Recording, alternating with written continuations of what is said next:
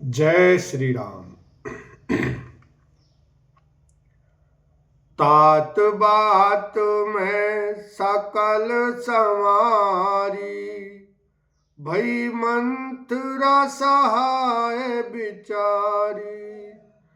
कछुक काज विधि बीच बिगाड़ो, भूपति सुरपति पुर पगुधार्यो। हे तात, मैंने सारी बात बना ली थी। बेचारी मंथरा सहायक हुई, पर विधाता ने बीच में जरा सा काम बिगाड़ दिया। वह यह है कि राजा देवलोक को पधार गए। सुनत भरत भय विवश विषादा, जनु सह में कारी के हरि नादा। तात तात हा तात पुकारी, परे भूमि तल व्याकुल भारी। भरत यह सुनते ही विषाद के मारे विवश बेहाल हो गए, मानो सिंह की गर्जना सुनकर हाथी सहम गया हो। वे तात तात हा तात पुकारते हुए अत्यंत व्याकुल होकर जमीन पर गिर पड़े। चलत न देखन पायऊं तो ही, तात न राम ही सौंपेऊ मोही। बहुरी धीर धारी उठे संभारी, कहु पितु मरन है तुम्हें तारी।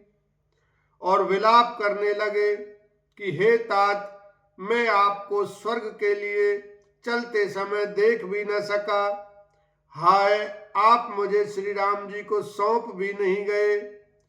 फिर धीरज धर कर वे संभल कर उठे और बोले, माता पिता के मरने का कारण तो बताओ।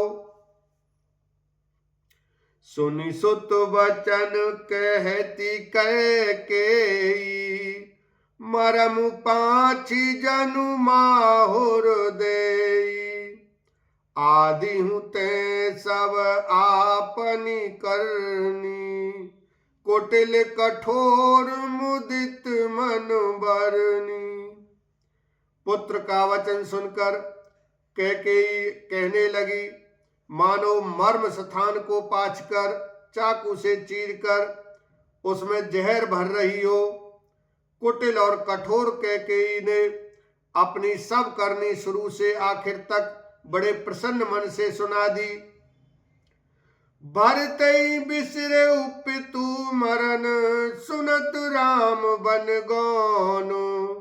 हेतु अपन पहु जान जिये, थकित रहे धर मौन। लखन सिया राम जय जय राम।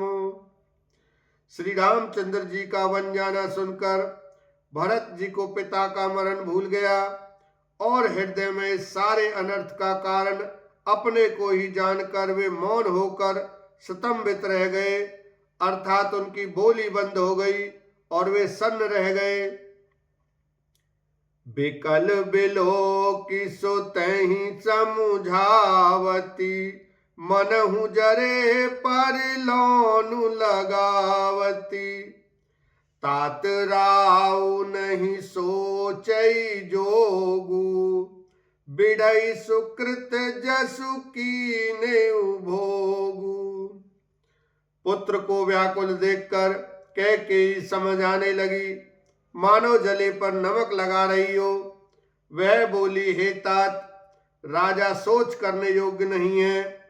उन्होंने पुण्य और यश कमाकर उसका पर्याप्त भोग किया।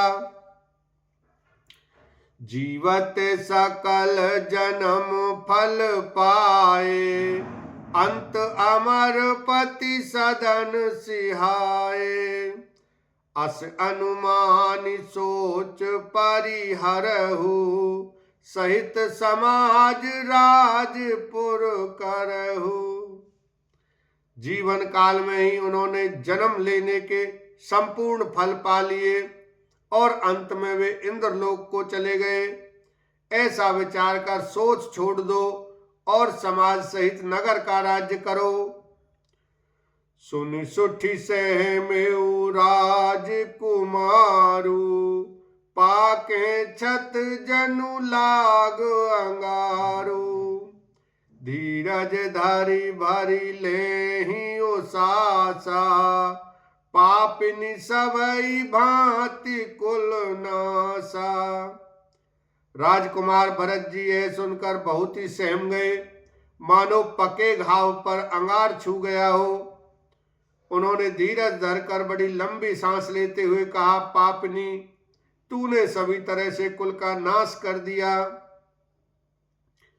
जो पई को रुचि रही अति तोही, जनमत काहे न मारे मोही। पेड़ काटी तई पालऊ सींचा, मीन जियन निति बारी उलीचा। हाय, यदि तेरी ऐसी ही अत्यंत बुरी रुचि दुष्ट इच्छा थी तो तूने जन्मते ही मुझे मार क्यों नहीं डाला।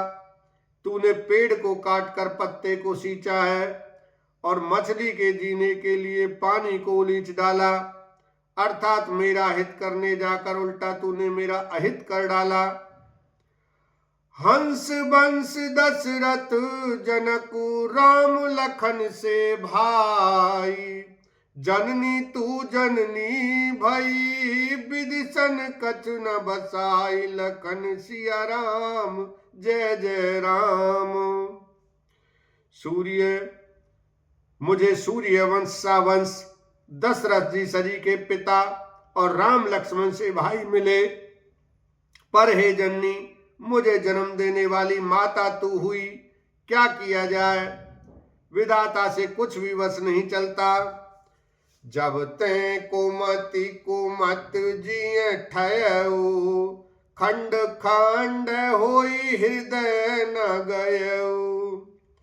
बर मांगत मन भई नहीं पीड़ा, गरी न जी है मुँह परे न कीड़ा। अरे कुमति, जब तूने हृदय में यह बुरा विचार निश्चय ठाना, उसी समय तेरे हृदय के टुकड़े टुकड़े क्यों ना हो गए। वरदान मांगते समय तेरे मन में कुछ भी पीड़ा नहीं हुई, तेरी जीभ गल नहीं गई, तेरे मुंह में कीड़े नहीं पड़ गए। भूप प्रतीति तोर किम कीनी, मरण काल विधि मति हर लीनी। विधि हूँ न नारी हृदय गति जानी, सकल कपट अघ अवगुण खानी। राजा ने तेरा विश्वास कैसे कर लिया। जान पड़ता है विधाता ने मरने के समय उनकी बुद्धि हर ली थी। स्त्रियों के हृदय की गति चाल विधाता भी नहीं जान सके। वह संपूर्ण कपट पाप और अवगुणों की खान है। सरल सुशील धर्म रत राऊ, सो किम जाने तीय स्वभाव। अस को जीव जानतु जग माही, जहीं रघुनाथ प्राण प्रिय नाही। फिर राजा तो सीधे सुशील और धर्मपरायण थे, वे भला स्त्री स्वभाव को कैसे जानते। अरे जगत के जीव जंतुओं में ऐसा कौन है जिसे श्री रघुनाथ जी प्राणों के समान प्यारे नहीं हैं। बोलो सियावर रामचंद्र की जय, उमापति महादेव की जय।